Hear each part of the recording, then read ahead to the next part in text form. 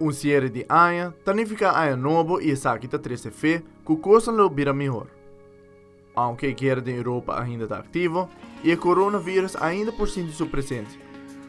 Mundialmente, grupo de pessoas abinem juntos para celebrar ano novo e nós de telenotícia está traz um pouco de lo que toma lugar no fim de semana mundialmente durante o fim de ano.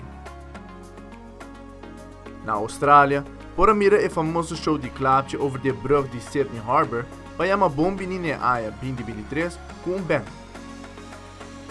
Mais ou menos 1 milhão de pessoas abinem juntos durante o sítio para experienciar o tremendo show de clapje aqui.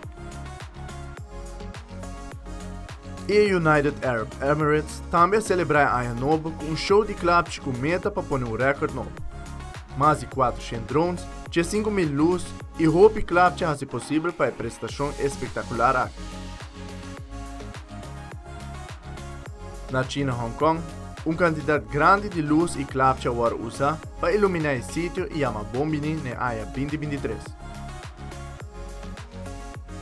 França celebra ano novo com 8 minutos largo de show de clapje na sítio do monumento Arc de Triomphe na Paris.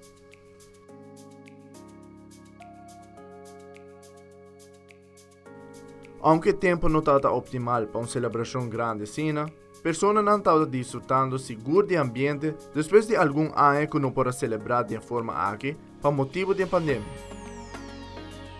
E segundo na diferente outra parte do mundo, a comunidade pode passar um rato ameno e desfrutar de diferentes shows de clapje que é ano que está dando oferecer.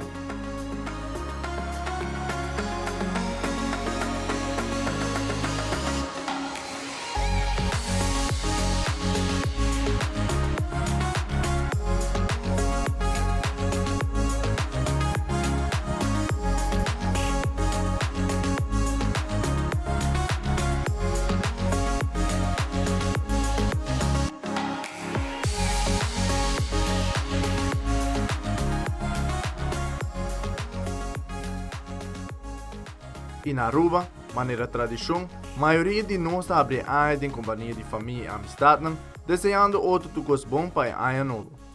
E sem falta é dande, que forma parte da cultura arubana.